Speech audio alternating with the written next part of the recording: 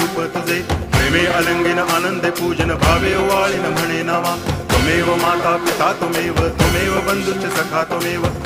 विद्या तरुणं त्वमेव सर्वं मम देव कायेन वाचा मनसेन्द्रियैर्वा बुद्ध्यात्मना वा प्रकृति स्वभावात् करोमि यद्यत् सकलं परस्मै नारायणायति समर्पयामि अच्युतं केशवं रामनारायणं कृष्णदामोदरं वासुदेवं हरि श्रीधरं माधवं गोपिकावल्लभं जानकीनायकं रामचन्द्रं भजे हरे राम